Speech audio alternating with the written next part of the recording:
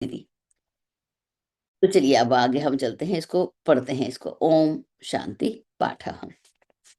मैं कोई गलती ना कर दूं, इसीलिए इसको हम ऐसे पढ़ते हैं। ओम सहना ववतु सहनौ भुनक्तु सह वीर्यं करवावहै तेजस्विनावधीतमस्तु मा विद्विषावहै। ओम शांति शांति शांति। तो सबसे पहले हम प्रार्थना करते हैं अपने मन को शांत करते हुए, और यहाँ प्रार्थना क्या की जा रही है। हे परमात्मा, आप हम दोनों की, गुरु और शिष्य की साथ साथ रक्षा करें, हम दोनों का साथ साथ पालन करें, हम दोनों साथ साथ शक्ति को अर्जित करें, हम दोनों की पड़ी हुई विद्या तेजस्वी हो, प्रखर हो, हम दोनों एक दूसरे के प्रति कभी ईर्ष्या या द्वेष ना करें। हे शक्ति संपन्न, हमारे तीनों तापों का, आदि भौतिक, आदि दैविक और आध्यात्मिक पापों का शमन हो, अक्षय शांति की प्राप्ति हो। तो यहाँ एक प्रार्थना करके हम उपनिषद का प्रारंभ करते हैं। तो अब यहाँ पर जो देखिए कैसे प्रारंभ होता है उपनिषद। कहते हैं महान ऋषि आश्वलायन भगवान प्रजापति ब्रह्मा जी के सामने हाथ में समिधा लेकर मतलब एक समर्पण भाव से, जैसे अग्नि में समिधा के लिए तैयार है कि हाँ मैं डलूंगी और मैं अग्नि बन जाऊंगी, इस रूप में समर्पण करते हुए के लिए पहुंचे और कहा, हे भगवान, आप मुझे सदैव संत जनों के द्वारा सेवित, अति गोपनीय और अतिशय वरिष्ठ, अब उसकी एक महानता को बता रहे हैं, उस ब्रह्म विद्या का उपदेश प्रदान करें। कौन सी ब्रह्म विद्या का उपदेश? जो जिसका संत जन जिसकी सेवा करते हैं, जो अति गोपनीय है, सबको बता ही नहीं जाती, और अतिशय वरिष्ठ, सबसे बड़ी है, ऐसी ब्रह्म विद्या का उपदेश जो है मुझे दे, जिसके द्वारा विद्वजन शीघ्र ही समस्त पापों से मुक्त होकर उस परम पुरुष पर ब्रह्म को पा लेते हैं। कि आप वो ब्रह्म विद्या जिससे होता क्या है कि जो विद्वान होते हैं वो सभी पापों से मुक्त हो जाते हैं। इस ब्रह्म विद्या का ये लाभ है, ये हम पापों से मुक्त हो जाएंगे और साथ में उस परम पुरुष, उस पर ब्रह्म को पा लेते हैं। वो विद्या मुझे आप बता दीजिए। तदंतर ब्रह्मा जी ने कहा, ठीक है हे आशुलायन, तुम उस अति श्रेष्ठ परात्पर तत्व को श्रद्धा, भक्ति, ध्यान और योग अभ्यास का आश्रय लेकर जानने का प्रयास करो। उस तत्व को, उस ब्रह्म विद्या को हम कैसे जान सकते हैं? श्रद्धा के द्वारा। श्रद्धा नहीं है, हम उसको नहीं पा सकते। भक्त बने, शरणागति में आए, ध्यान करें और योग का अभ्यास करें, जो हमें बताया जा रहा है। और क्यों क्यों करें भाई ऐसा? तो उसके लिए बोलते हैं,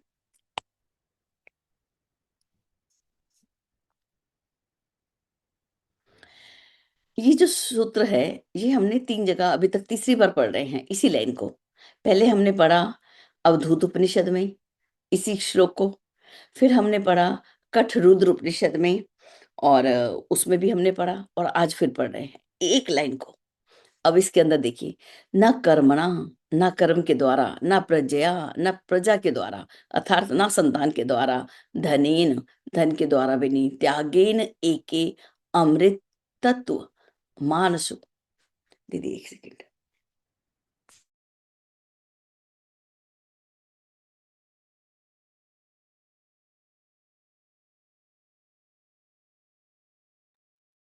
उस अमृत की प्राप्ति ना कर्म के द्वारा होती है, ना संतान के द्वारा, ना ही धन के द्वारा होती है, लेकिन उस अमृत तत्व को सम्यक रूप से ब्रह्म को जानने वालों ने केवल त्याग के द्वारा ही प्राप्त किया है, केवल त्याग के द्वारा। अब इसके ऊपर देखिए, इसमें ये जो पीछे नीचे की लाइन है ना, अवधूत उपनिषद में ये लाइन नीचे की दी ही नहीं थी, कठरुद्र उपनिषद में लाइन दी थी, और यहाँ पर अलग रूप से दी है। तो रुद्र उपनिषद में किस रूप में दी थी, ये मैंने यहाँ पे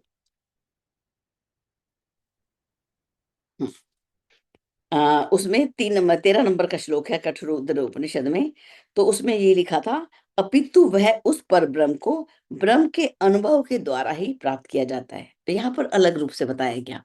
कहते हैं, यहाँ पर बोलते हैं, स्वर्ग लोक से भी ऊपर गुहा, अर्थात बुद्धि के गह्वर में प्रतिष्ठित होकर जो ब्रह्मलोक पर प्रकाश से परिपूर्ण हैं, ऐसे उसमें संयमशील योगी जन ही प्रविष्ट होते हैं। ऐसी जगह पर कौन प्रविष्ट होता है? जो संयमशील योगी जन होते हैं, वो उस जगह पर पहुँचते हैं, जो इस जगह पर ब्रह्म विद्या को पाना चाहते हैं। इस ब्रह्म विद्या की प्राप्ति इन सब के द्वारा नहीं होती, बार-बार हमें बताया जा रहा है। ठीक है, आगे देखते हैं श्लोक नंबर 4 में। जिन योगी जनों ने वेदांत के विशेष ज्ञान से एवं श्रवण, मनन और निधिध्यासन के द्वारा उस परमात्म तत्व को पाने का दृढ़ निश्चय कर लिया है, ऐसे वे पवित्र अंतःकरण से युक्त योगी जन संन्यास योग के द्वारा ब्रह्मलोक में गमन करके अमृत तुल्य हो कल्प में मुक्त हो जाते हैं। इसको देखिए, ये जो श्लोक है, ये हमने कहाँ पढ़ा था? मुंडक उपनिषद में। मुंडक उपनिषद में हम इसको पढ़ चुके हैं। ठीक है, अब इसमें है कि अब किसकी बात हो रही है? ब्रह्म विद्या को कैसे पा सकते हैं, कैसे हम उसको पाएं? तो कहते हैं जिसने भी, जो भी अपने आप को योगी इस रास्ते पे लगा हुआ है, वो योगी है। उसने वेदांत के विशेष ज्ञान से, वेदांत किसको बोलते हैं? उपनिषदों के ज्ञान को वेदांत बोलते हैं। उस वेदांत के विशेष ज्ञान से, और उसको सुना, उस पर मनन किया, उसको अपने जीवन में उतारा। इसके द्वारा उस ईश्वर को पाने का जिन्होंने दृढ़ निश्चय कर लिया है, ये रास्ता है। इस तरीके से उसको हम अपने जीवन में उतार सकते हैं। ऐसे ऐसे व्यक्ति जिन्होंने ज्ञान से, श्रवण से, मनन और निधिध्यासन से उसको पाने का निश्चय कर लिया कि मैं ज्ञान को धारण करूंगा, मैं उसको सुनूंगा, मैं उस पर मनन करूंगा, ऐसे व्यक्ति, ऐसे वे पवित्र अंतःकरण से युक्त, और भी कंडीशन है कि अंतःकरण कैसा हो? बिल्कुल पवित्र। योगी जन वो कैसे है? संन्यास योग के द्वारा। संन्यास किसको बोलते हैं? अब अनासक्त अनासक्त हो जाएं, अब विषयों से चिपकाव नहीं हो। ठीक है, शरीर को चाहिए, ये दे दिया उसको, लेकिन उससे चिपकाव नहीं हो, ये चिपकाव से ऊपर उठना।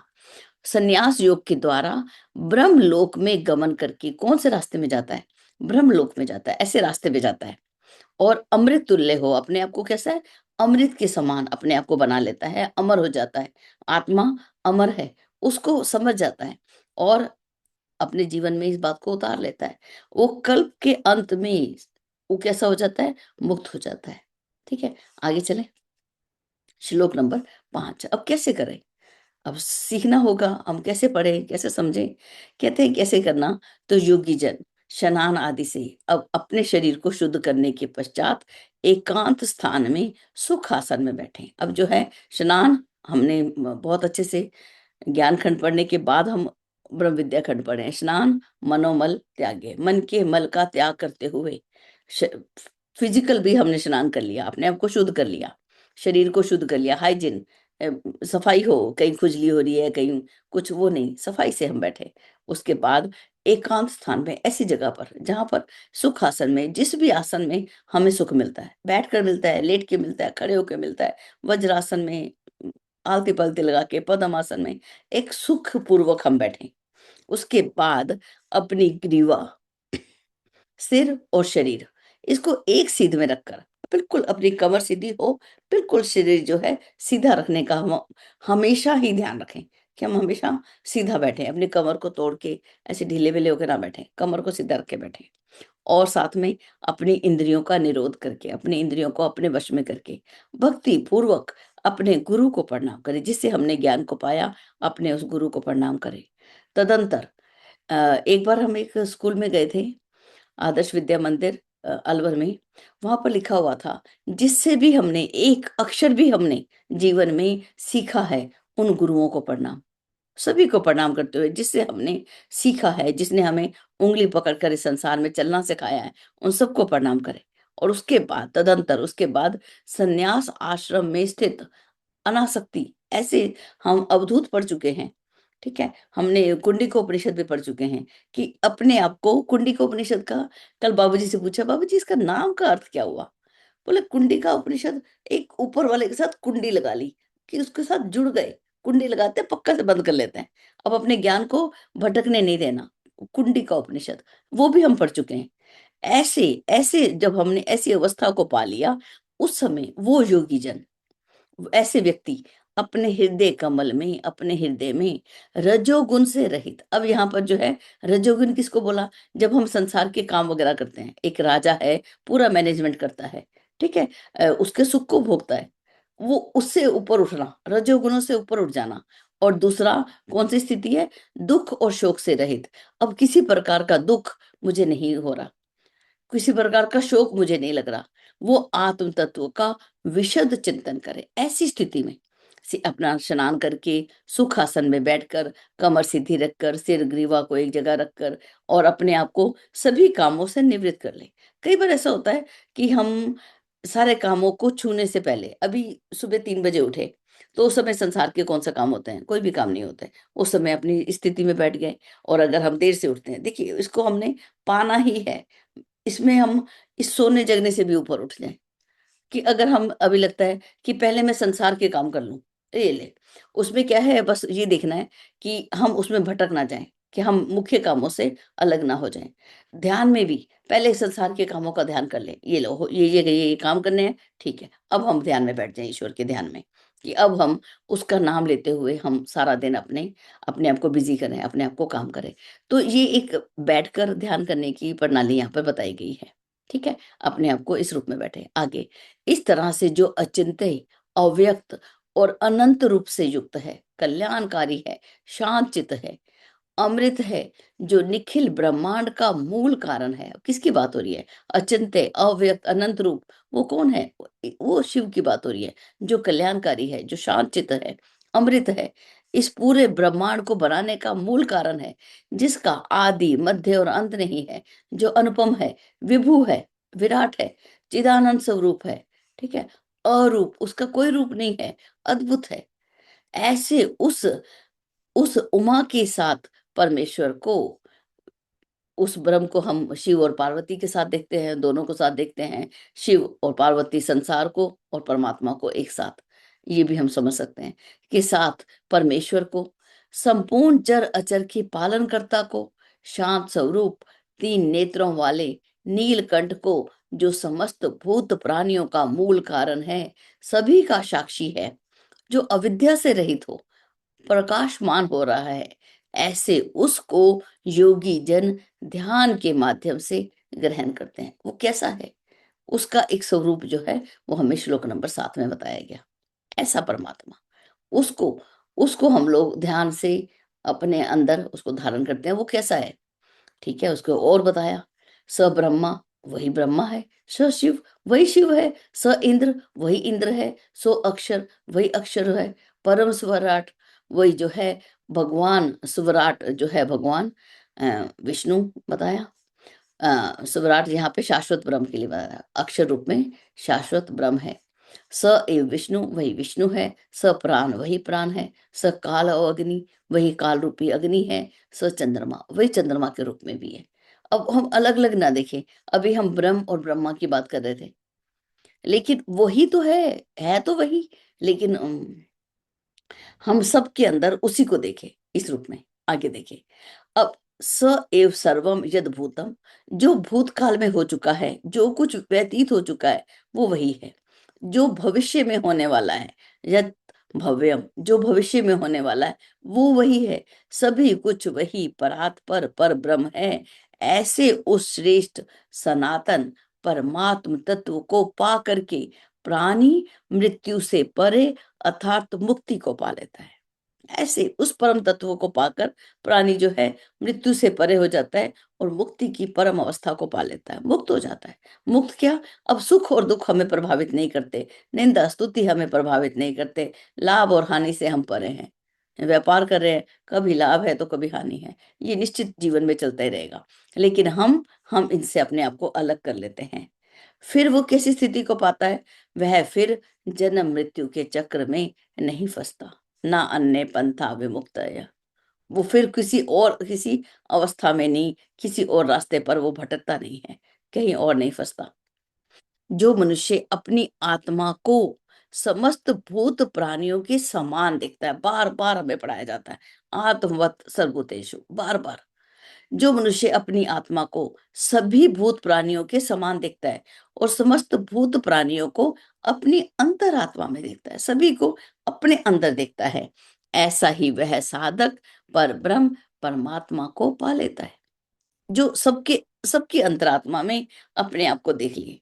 ठीक है, वह अन्य और किसी उपाय से उस ब्रह्म को वह अन्य किसी और उपाय से ब्रह्म को प्राप्त नहीं कर सकता। एक ही उपाय बताया है हमको कि सभी के अंदर अपने आप को, अपनी आत्मा को ही देखना है। यही एक सबसे सरल उपाय है, सरल भी है, सबके अंदर उसी को देखना, उसी को तितलियों के रूप में फूलों पे मंडराते देखना है। फूलों को देखना तब भी वही है, फूल खिले पड़े हैं तब भी है, खिलने वाले हैं तब भी है, हर स्थिति में हर जगह उसी को देखना। ऐसी स्थिति, वो मैं ही तो हूँ, वो मैं ही तो हूँ, ऐसी स्थिति बड़ी कठिन साधना, यही साधना है।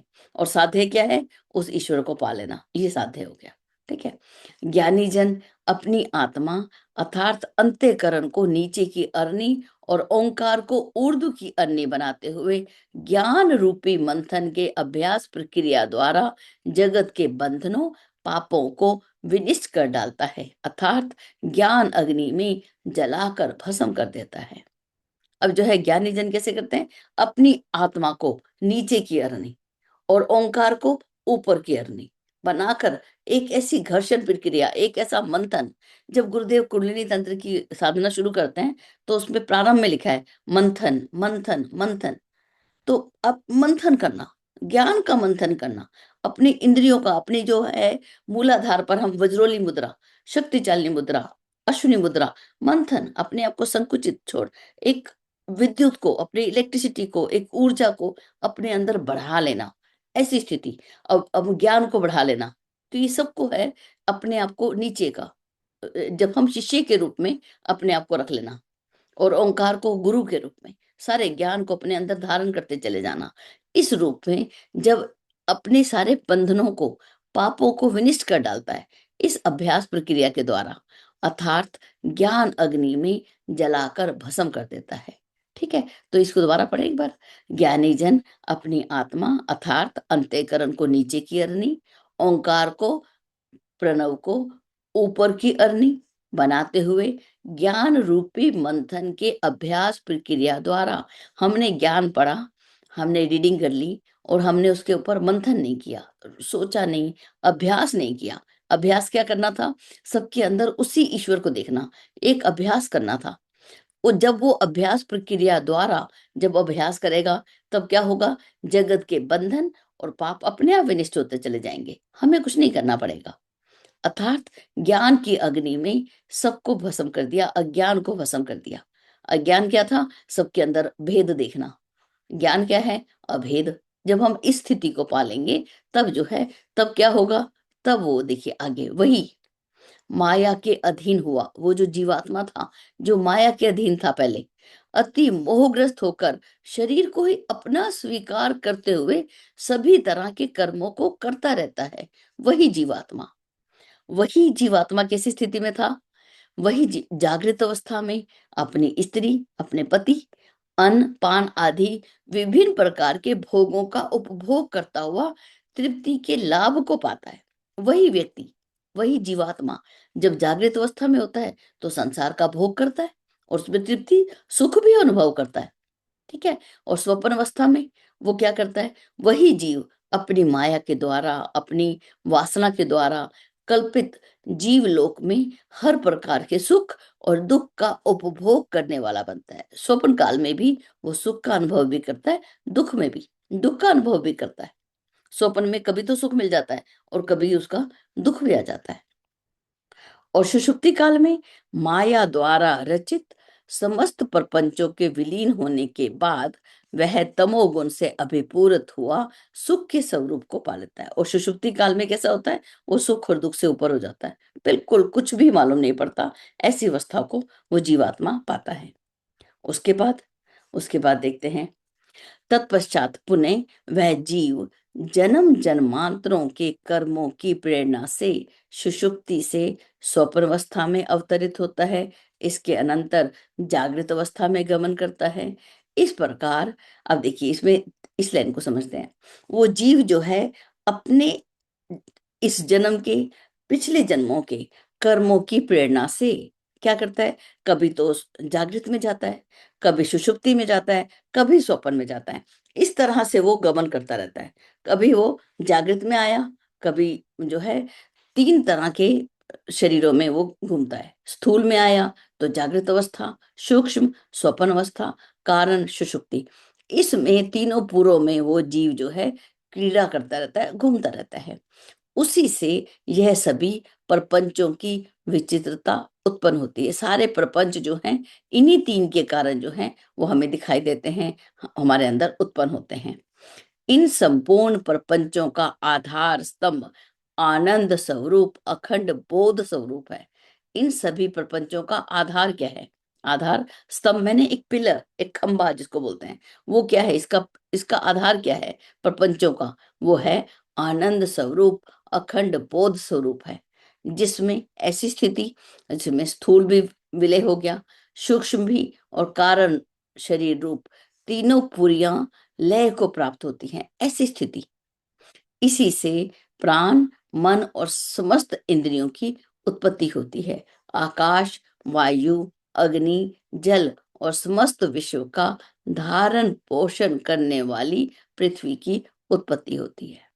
इन्हीं में, इसी में, उस पर, उसी आधार के अंदर ये तीनों जो हैं पुरियां, जो जागृत स्वप्न और सुषुप्ति, स्थूल सूक्ष्म और कारण, ये लय को पा जाती हैं। और इसी से मन उत्पन्न हुआ, प्राण, सारी इंद्रियां उत्पन्न होती हैं। आकाश वायु अग्नि जल और समस्त विश्व का धारण पोषण करने वाली पृथ्वी उत्पन्न होती है। एक और देख लेते हैं। जो पर ब्रह्म परमेश्वर समस्त भूत प्राणियों की आत्मा है, जो सभी कार्य कारण रूप जगत का महान आयतन है, जो सूक्ष्म से भी अति सूक्ष्म है, नित्य है, वह तत्व तुम्ही हो, वह तत्व तुम्ही हो। ये हमें, अब ये कौन बोल रहा है? ब्रह्मा जी आशुलायन ऋषि को। और ये सारा संदेश किसके लिए? वो हमारे के लिए। वो कहते हैं वो जो आत्मा है परमेश्वर, समस्त भूत प्राणियों की आत्मा, जो पर ब्रह्म परमेश्वर सभी प्राणियों की आत्मा है, जो सभी कार्य कारण रूप जगत का महान आधार है। वो आधार यहाँ पर भी आया था, वो महान आधार, जो सूक्ष्म से भी अति सूक्ष्म है, सूक्ष्मात सूक्ष्मतरम। वो सूक्ष्म से भी सूक्ष्म, उससे सूक्ष्म कुछ हो नहीं सकता, ऐसा सूक्ष्म, इससे बारीक कुछ हो ही नहीं सकता। वो नित्य है। वह तत्व कौन है? वो तुम ही हो, तुम ही हो, तुम ही हो। तो वो हमें जो है एक आत्मबोधत्व की ओर ले जाया जा रहा है। 1 मिनट है, एक और लेते हैं। जागृत स्वप्न और सुषुप्ति अवस्था, ये जो तीनों अवस्थाएं हैं में जो प्रपंच प्रतिभाषित है, उसमें जो प्रपंच जो है वो जैसे प्रतिबिंब है, दिखाई दे रहा है, हमें आभास देता है, वह परब्रह्म रूप है। और वही मैं भी हूँ, वो मैं ही तो हूँ। ऐसा जानकर जीव समस्त बंधनों से मुक्ति को पा लेता है। बहुत ही सुंदर आगे, वो मैं ही तो हूँ सबके अंदर, वो शिव रूपम अस्मि, वो मैं ही तो हूँ। तो इस रूप से ये जो है कैवल्य उपनिषद है, इसमें ज्यादा नहीं है, सिर्फ इसमें 26 ही श्लोक है, लेकिन हम इसको 2 भागों में ही ले लेते हैं। ठीक है, चलिए हम इसको यहीं पर रखते हैं। आप लोग दीदी हैं तो दीदी हमें समझा देंगी, और आप सबके कोई प्रश्न है या कुछ कहना चाहते हैं तो वहां चलते हैं। जी दीदी।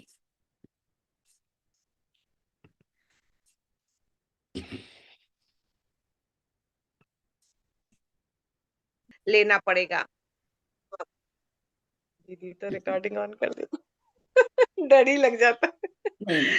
तीसरा में दीदी ने बहुत सुंदर कहा कि ये पहला जो लाइन है ये हम लोगों ने अवधूत उपनिषद में भी पढ़ा, कठरुद्र उपनिषद में भी, और अभी कैवल्य उपनिषद में भी पढ़ रहे हैं। न कर्मणा न प्रज्ञया ध्यनेन त्यागे न एक अमृतत्व अमृतत्वम आनशुः, है ना। ये तीन जगह एक ही लाइन पढ़ा। और उसके बाद ये कैसे मिलेगा? तो केवल त्याग से मिलेगा, केवल त्याग से। रामचरितमानस पूरा त्याग की ही कहानी है, उसमें सभी त्याग कर रहे हैं, सभी त्याग कर रहे हैं। कोई ऐसा नहीं है जो त्याग नहीं कर रहा है। कितना त्याग किया है ना। लक्ष्मण की पत्नी का कहीं नाम नहीं है, कहीं नाम नहीं है। भरत भैया हमारे प्रिय हैं, लेकिन वहां शत्रुघ्न की पत्नी है। चाहे हर भाई त्याग करने को तैयार है। इतना बड़ा राजपाट को ऐसे फुटबॉल की तरह तुम ले लो तो तुम ले लो, ऐसे कर रहा है। तो वो सतयुग कहलाता है, जहां त्याग हो गया, जहां वातावरण जिसमें सत्य जीता है, वो है सतयुग। और वैसा युग यदि आ जाए सबके अंदर त्याग की भावना, क्या हो गया, एक बित्ता खेती बाड़ी चुरा लिया तो उसका कर्म फल बंधेगा, मेरा नहीं बंधेगा। मैं यदि उससे ईर्ष्या करूंगा, द्वेष करूंगा, तो फिर वो नाश होगा, पाप कर्म बनेगा। तो छोटा सा पाप सुदामा पाप किए थे या कृष्ण को बचाना चाहते थे, वो तो बहुत गूढ़ बात हो जाएगी। तो लिया और कितना दरिद्र हो गया। अपने दोस्त का एक मुट्ठी चना उसने खा लिया, तो कितनी दरिद्रता उसने सही। तो त्याग के द्वारा उसको हम लोग पा सकते हैं। और बुद्धि के अंतःकरण में स्वर्ग लोक से भी ऊपर है वो।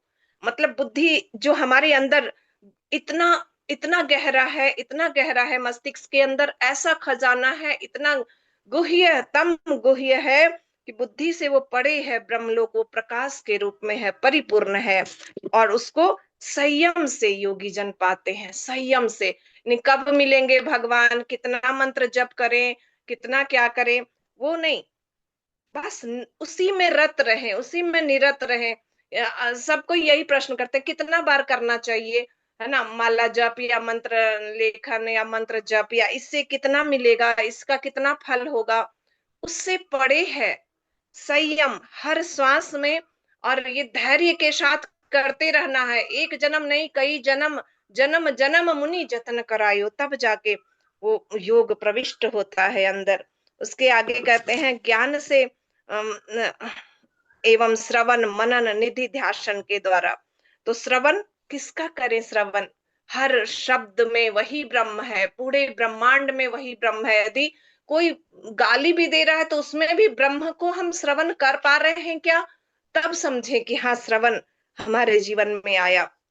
मनन, है ना, कोई फर्क नहीं पड़ा हमें, ठीक है, उसकी बुद्धि, उसने गाली दे दिया, ओके। मनन, चिंतन मनन किसका कर रहे हैं हम, वो कैसा होगा, उसको तो इतनी गाड़ी उतना वो मिल गया, हमारा प्रमोशन नहीं हुआ, किसका कर रहे हैं मनन। ब्रह्म का मनन हर पल, हर पल वही सब कुछ दे रहा है मुझे, और देगा भी वही, और उसको सब ख्याल है। वो हमेशा मेरी चिंता कर रहा है, उसका मनन जो हमेशा मेरा ध्यान रख रहा है। निधि ध्यासन, उसी में डूबना। और उसको प्राप्त करने का दृढ़ निश्चय, बस एक ही मंजिल, वही दृढ़ता के साथ पकड़ लिया तो अब इधर उधर डगमग नहीं जाना है, नहीं भटकना है, दृढ़ निश्चय कर लिया।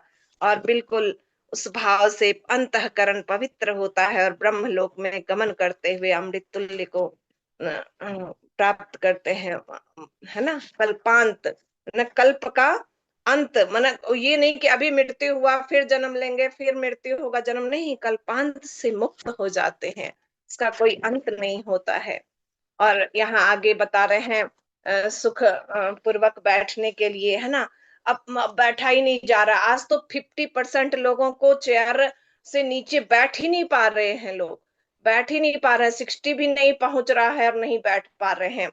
तो सुख पूर्वक किसको कहें, तो परिभाषा ही बदल दी योग ऋषि ने, बाबूजी ने, कि जिसमें सुख हो, जिसमें सुख हो। अब जैसे बैठे बैठे लेटे लेटे जिसमें तुम्हें सुख हो उसमें बैठ जाओ। शरीर को शुद्ध रखने का तात्पर्य है, स्नान करते हैं, शरीर को स्वच्छ शुद्ध रखना ही चाहिए।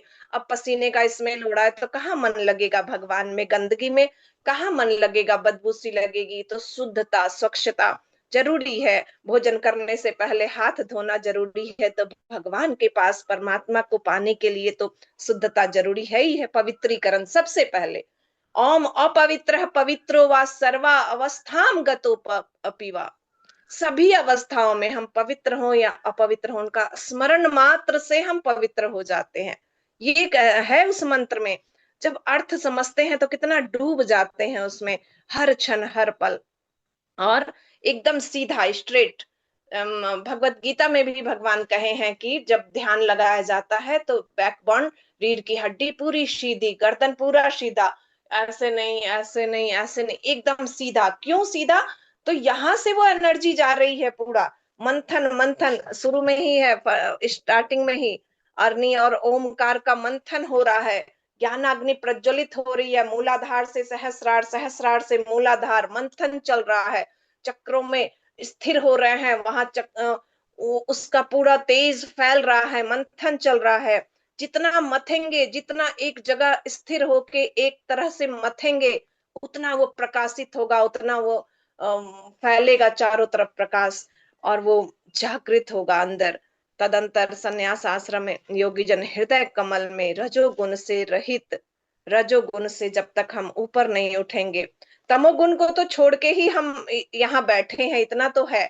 सब आलस प्रमाद को छोड़ के ही आते हैं कि भाई इतना कठिन ये ब्रह्म का ज्ञान साधारण लोग नहीं बैठ सकते इस कक्षा में। हम बोलेंगे चलो उपनिषद पढ़ने, सब कोई नहीं आ सकता।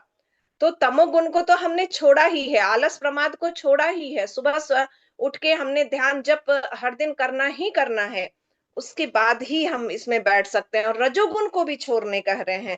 रजोगुण यानी सारा दिन हम यही नहीं सोचे कैसे कमाना है, कैसे पाना है और पढ़ा लेना है, और बस उसी में नहीं जीना है। रजोगुण से रहित हो, विशुद्ध, दुख शोक से रहित आत्म तत्व का विशद चिंतन करना है, विशद चिंतन। आगे दीदी और कोई बहन बोले मैं प्रणाम दीदी। दीदी ने रिकॉर्ड भी कर लिया, पता नहीं मैं क्या क्या